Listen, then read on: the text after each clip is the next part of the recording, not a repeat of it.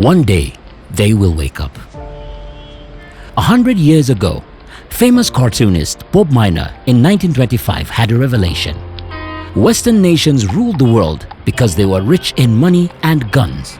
China, India, and Africa were poor in money and guns, but rich in people. In this cartoon, Bob Miner illustrated that the balance of power would shift. Fast forward to 2025. The world is waking up and realizing that something has changed.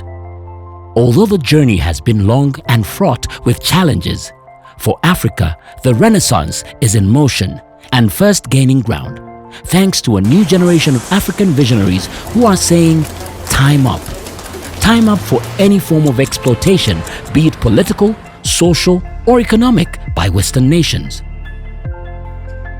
One such visionary is Nelson Tugume, a Ugandan business entrepreneur whose story exemplifies how determination, strategic thinking, and commitment to community development can lead to transformative change.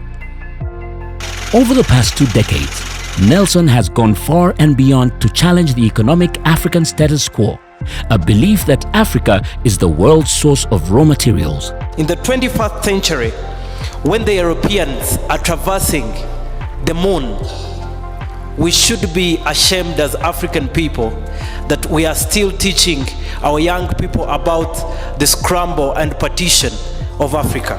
In this endeavor, he has understood that in the quiet backrooms of global business, decisions are made every day without the knowledge and consent of the African people that shoulder the heaviest burden of fueling global industries with raw material. For long, Africa's vast resources have been exploited by Western powers. Minerals, oil, and agricultural products have been extracted for the benefit of Western economies. While Africa is rich in natural resources, there's a strong push towards resource nationalism and economic diversification. African nations are now trying to retain more of the wealth generated from their resources through local processing, value addition, and industrialization. For example, Nigeria has sought to diversify its economy beyond oil through initiatives in agriculture and technology. South Africa and other nations in Southern Africa are expanding their industrial bases. Uganda's Yoweri Museveni declared a ban of all unprocessed minerals. I have banned all the export of unprocessed minerals from here. Let them stay in the ground. When the grandchildren come, they will get them out. Yes, Africa is actively shaping its own future with this breed of strong leaders and a growing wave of young entrepreneurs across the continent.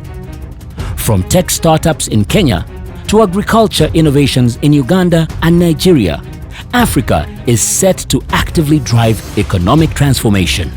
And yes, 100 years on, just like the famous cartoonist Bob Miner predicted, Africa has woken up and the world is realizing that something has changed.